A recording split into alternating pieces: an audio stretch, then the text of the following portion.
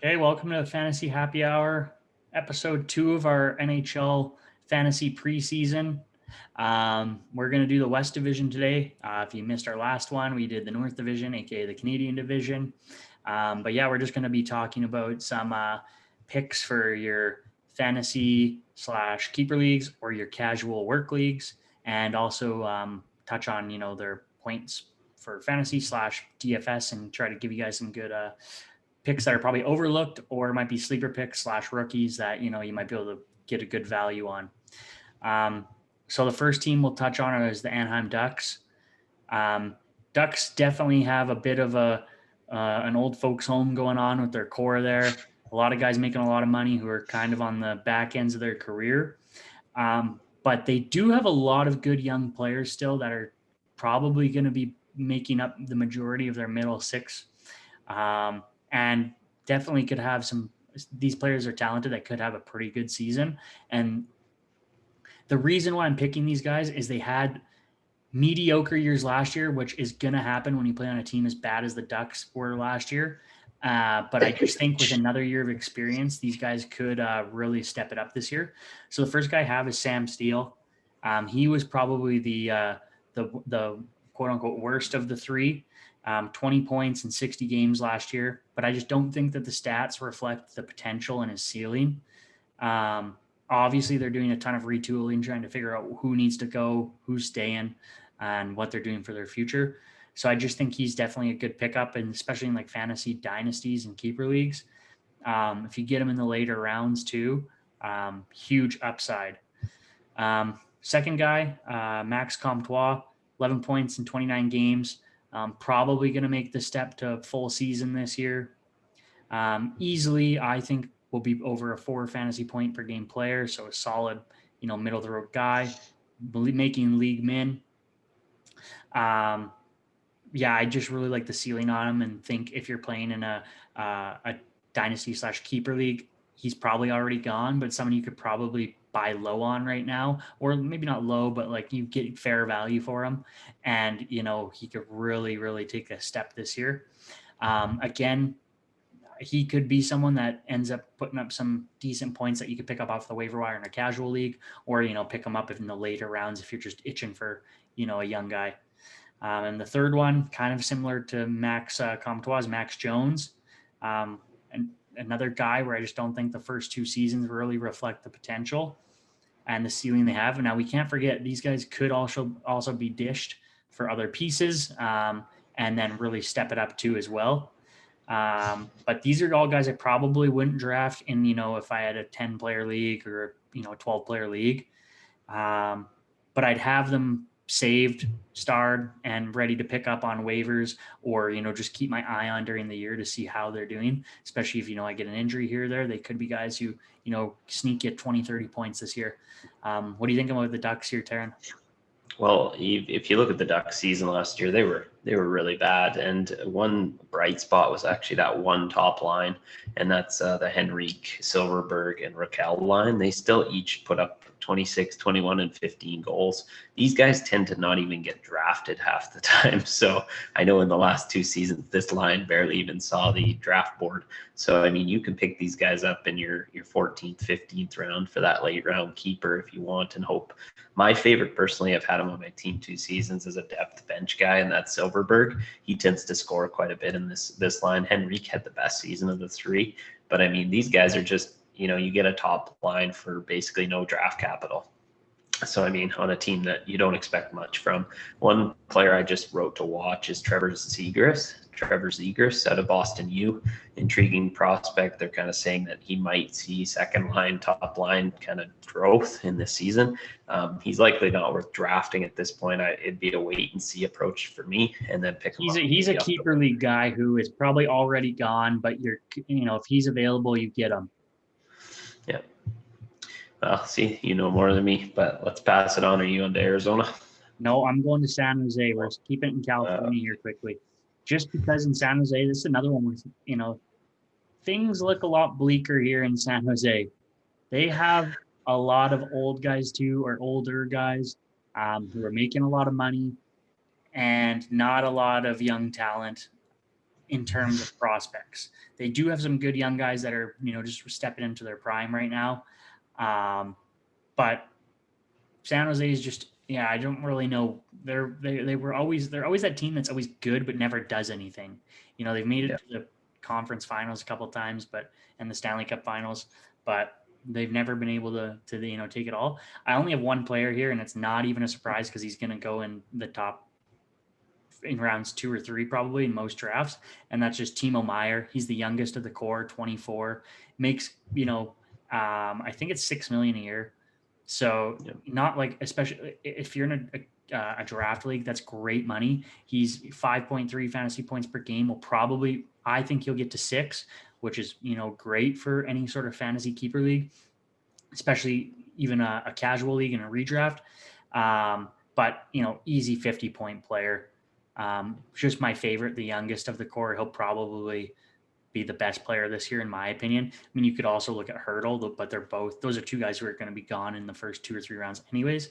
I just don't really see much in terms of, young sleeper picks here, because a lot of them are already established.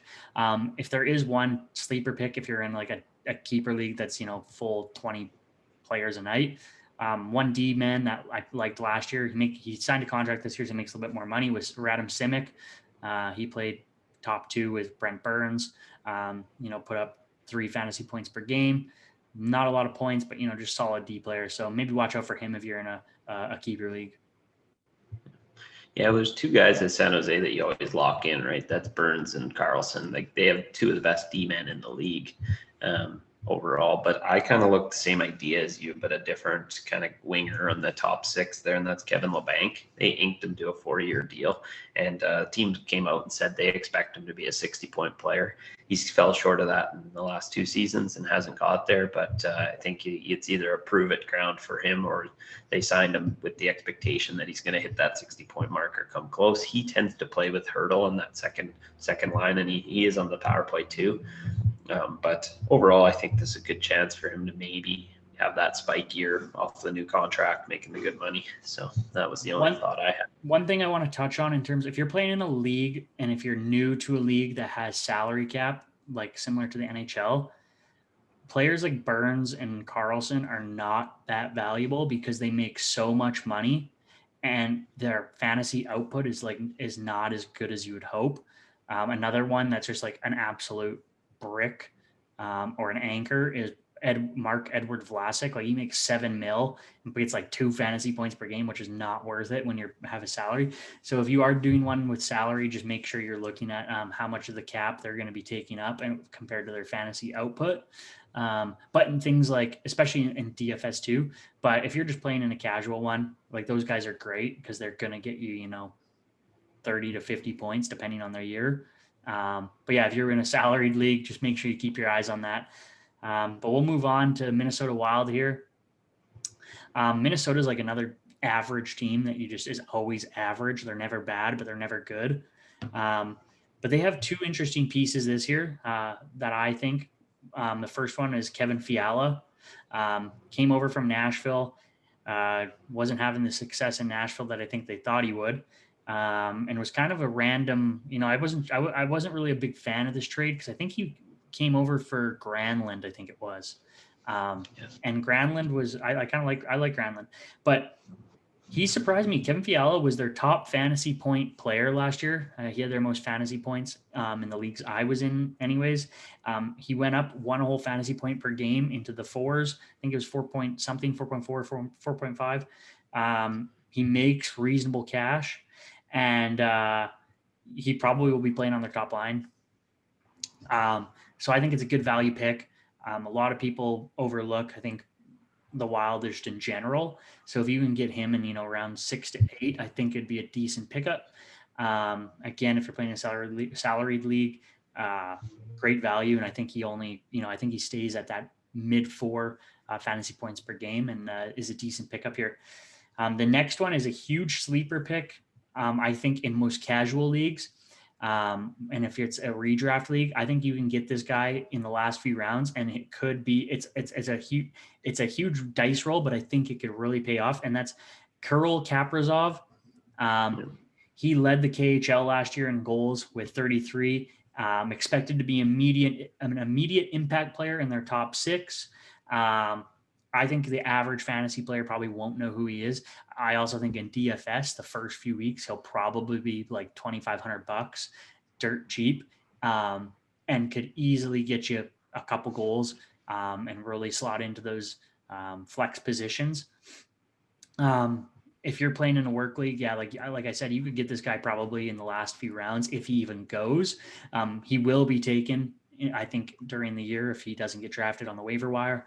But yeah, I think this is one of those ones where if he's available and you're looking for a forward that could really have a breakout season, this is the guy. I think he's already 25 years old or 26 years old too. So it's not like it's a young kid. You're getting a guy who has professional experience that will play. So yeah, solid pick here. What are you thinking for Minnesota here, Tarin? Yeah, the only note I had was actually Caprazov as well. So I drafted in 2015. He put up 62 points in 57 games in the KHL last year before they got shut down due to COVID. Early reports I actually saw on Roto World yesterday, the coach doesn't like playing Fiala and Caprazov together, so it looks like they're going to be the winger on either line 1 or line 2. But the early announcements are they're thinking Caprazov will actually play line 1.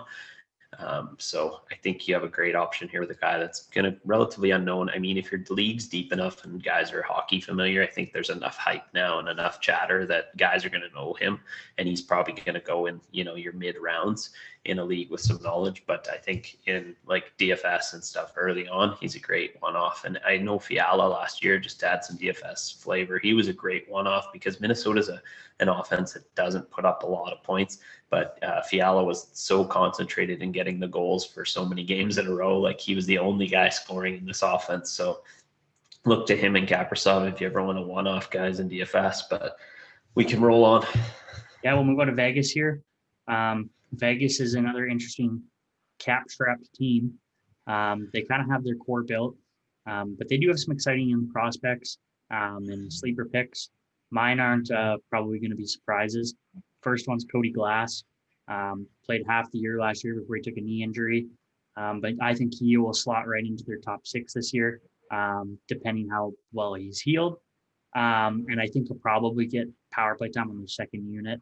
Their first one's solidified. Obviously, they have a pretty good core, but I think they try to get him in there and get him developed.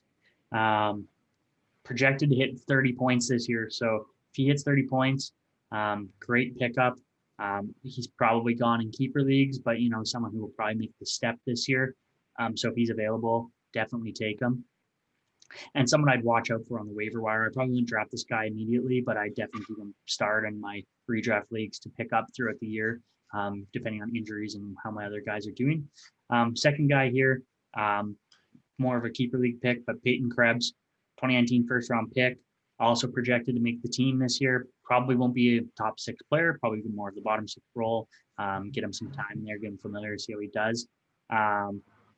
But yeah, again, another player I'd like in dynasty / keeper leagues. He's probably gone, but someone you should definitely hold on to. But it's hard to say in terms of like your casual leagues if he'll be an impact player. But someone to definitely keep your eye on. A good young player anyways that will be an impact player in the future, just probably not this season. What are you thinking for Vegas here, Tarin? I kind of went a different approach with Vegas because I didn't know enough about their depth players to really make a play on it. But I think with the pickup of Pietrangelo, I think that everybody's going to concentrate their D kind of power into Pietrangelo on this team. But Shea Theodore is still there, and he had an unbelievable season. And I think you just stay with him. He might still play on that top power play. He is just a pure offensive defenseman. And I think, 22 minutes a game, 46 points last season. And Vegas is going to have that hype train of Pietrangelo, who's going to go probably very early in the draft.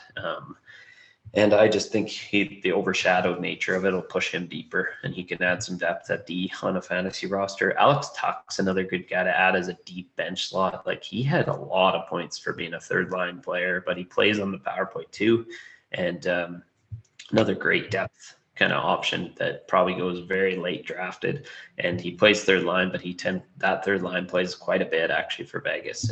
Very good third line and very good depth line in a playoff bound team that, well, at least most of the years they were playoff bound the last two. And that line plays a good concentrated amount of minutes. So he had great point output. And he can move out of the gambling state. Okay, we'll move back to California to Los Angeles.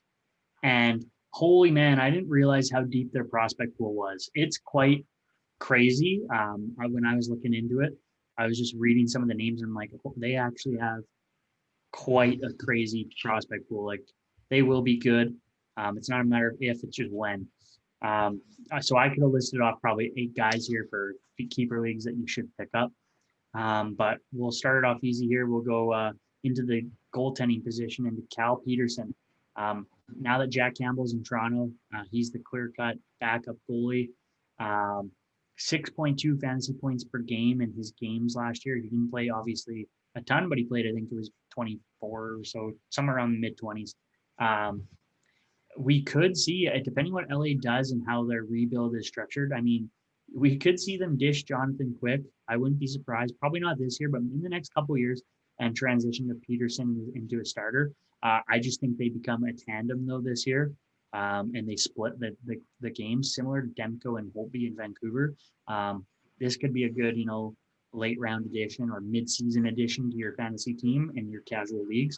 If you have them in a keeper league, this is someone you definitely want to keep as your number 2 or 3 goalie and rotate him in and out, as he's probably still minors eligible. And you could flip him in and out. So great value piece here. Next, we'll go to Alex Turcotte. Expected to make the roster this year. Probably, again, similar to Krebs, bottom 6 role. So might not be great for your, redraft leagues, but any keeper leagues, this will be a player that you're going to keep and will probably project to be a 3.5 to 4.5 fantasy point per game player. But yeah, moving on. Quentin Byfield, second overall pick this year. Probably won't play in the NHL this year is what they're saying, but definitely someone who has potential to be an elite player and a big star in the league.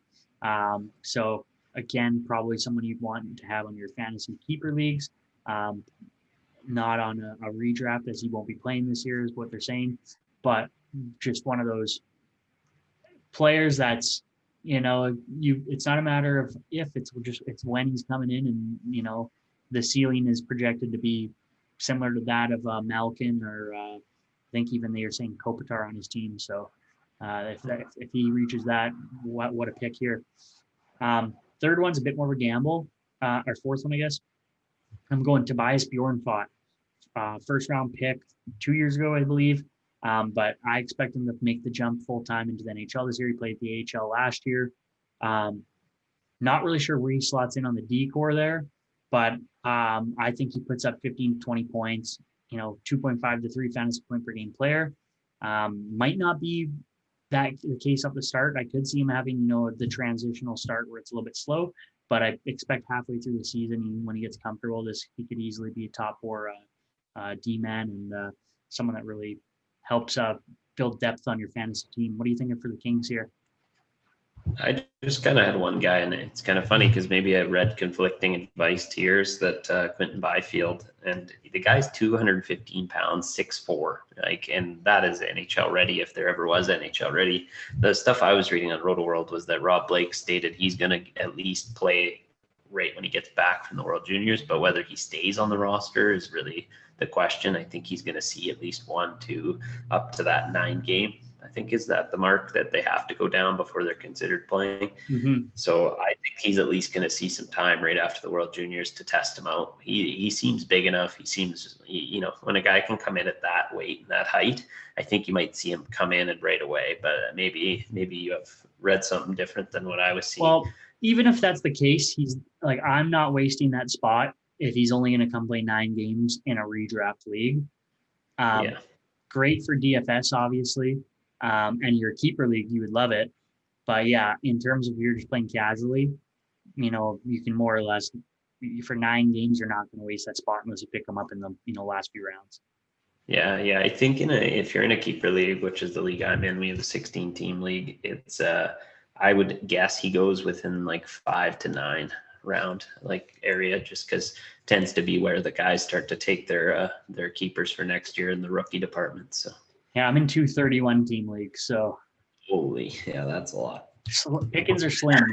Most of these guys Yeah. are gone. They're long gone. Yeah. But yeah, we'll move on. We're moving to St. Louis here. St. Louis kind of, Cup 2 seasons ago. They have their core. They're in win now mode. So I don't really have much on the prospect front, but someone who kind of maybe gets lost in the sea of names in this team, Robert Thomas, 42 points last year in his second season. A good young player. He has the experience now. This is someone I think you could get in your, the middle of the draft. Will probably get you 50 points this year. Yeah, he's someone I like. Good value, cheap.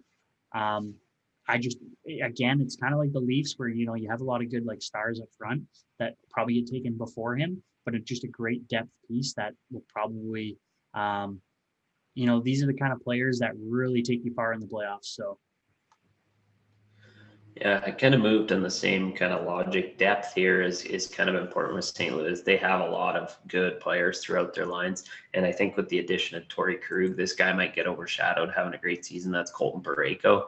He was awesome last year, especially near the end. He was starting to play quite a bit, almost equal minutes to Pietrangelo last year. He was, I think, a 1 to 2 point per game guy there for a bit. And this was more me playing more DFS than I focus on fantasy, but he was an awesome DFS play. Blocks 3 to 5 shots a game on average there. He shoots a ton.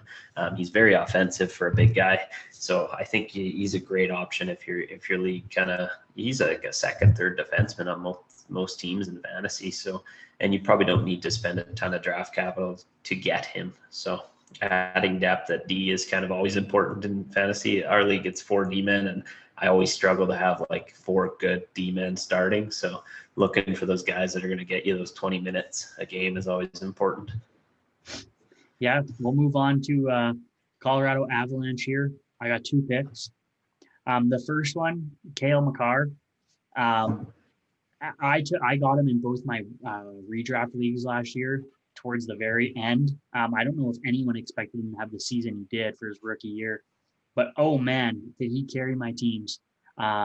50 points, 4.8 fantasy points per game. Just a steal. And, again, I think, obviously with that 50 points, he's going to appear towards the top of your defensive choices and probably goes a lot earlier this year. I just don't think he goes, in the top 5 rounds. I think he goes rounds, 6 through 8. And I think he's someone him and Quinn Hughes, I think, are 2 players you kind of should probably almost bet on and take them in rounds, 4 and 5, just because I still think they're not even close to their ceiling. They both have 1 season under their belt, right? But if he's still around in your later rounds, I mean, you snatch him up. But Kale Mccarr, I love him all around. Any league, great value. The second one, I'm taking the same logic as what I did by taking Mccarr last year, and that is Bowen Byram. He's on, I believe he's playing on Team Canada right now, right? For the World Juniors. Yeah, I think he is. But he's also expected to make the jump to the Avs full time. What that looks like, if it's going to be Mccarr 2.0 and plays the whole season, I don't know. Definitely a great keeper pick. But he's one of those, after seeing the leap Mccarr made, he's someone I'd almost just bet on, and you hope they get lucky again and they have another great stud under their belt who puts up 30, 40 points for you. So if Mccarr is taken, this isn't one of the other rookies I would bet on to take and put him on my fantasy team. What are you thinking for Colorado here? Well, first of all, Colorado is probably one of the best fantasy teams available. So, I mean, the top 6 should be drafted everywhere. So if you can get any of these top 6 players, Burakovsky, Kadri, I forget who that third winger is there, and their top 6. And then the top line is unbelievable for shots on goal, every kind of aspect, high danger chances. This is like a team that was out shooting teams by 30 in the playoffs there last year. They just, puck control is massive. They play good hockey both ways. And so for me, you look for pieces that aren't going to be those top 6 popular plays, and I actually lean to a D-man that you didn't mention. So we're really concentrating on the defense, but Samuel Gerard, he saw a real uptick as kind of the second D-man in that overall team. He was averaging 20 minutes a game, 34 points last season. Of course, when you're surrounded by scoring and that top line scores a lot, you're going to get those auxiliary assists and points and a lot of good plus minus if your league plays on plus minus. And one thing I noted, and is similar to kind of a team like Boston, is Kale McCarr is a great option. He's going to score a lot, but actually Kale McCarr doesn't play the most minutes on this team. Gerard's defensive pairing tends to be the shutdown defensive pairing, so they see more ice time, which means more chance at minutes, or more chance at kind of those points and auxiliary points, which is always great to have. And you look at Boston where everybody looks at Krug, but McAvoy and Chara play like 30 minutes a game over top of them. So, when you're seeing more ice time, you're going to see more chance at points and kind of blocks and hits and all the stats. So that's where I kind of went. Perfect. We'll move on to the last team here, Arizona Coyotes. This is Red the Dogs. team, the Red Dogs. So my first pick here, Barrett Hayton, 5th overall pick in 2018. Played 20 games last year, 4 points, so a little bit underwhelming. But they expect him to slot into the middle six this year on line, hopefully line 2, but probably line 3. Probably not someone you'd take in a redraft league right away, depending how how the start of the season goes. But I think he's very valuable in any sort of keeper league. I think he ends up playing on the second line and gets your 30 points this season. He's a great young player. We'll see how Arizona's been going through some things with all the changes. So we'll see how that pans out. I just think he's someone you need to keep your eye on. Second one here, this is kind of a sneaky pick in most fantasy keeper leagues, who's probably undervalued, and that's Lawson Gross. He puts up average points, but he hits lots, he shoots lots, gets penalties, and he makes, I think, $1.5 million a year, over 4 fantasy points per game, and he plays on the third line, sometimes the fourth line, kind of swaps in between around, but usually overlooked, and he's low key, puts up a lot. If you're playing the leagues where you count everything, he's a great value piece, especially DFS too. You get him and he's going to be doing everything. And he's always very, very cheap. So he's someone I really like. Again, I wouldn't take him in like a casual redraft league because it just doesn't get me goals and assists. But in the fantasy dynasties and keeper leagues, he's someone that's a little bit undervalued, I think. And then someone just to watch out for. Not sure if he'll make the team or not, but Victor Soderstrom, former first round pick. If he makes the lead, could be a good elite player there on the D core. We'll just see how that pans out with Arizona though, because they have again new GM.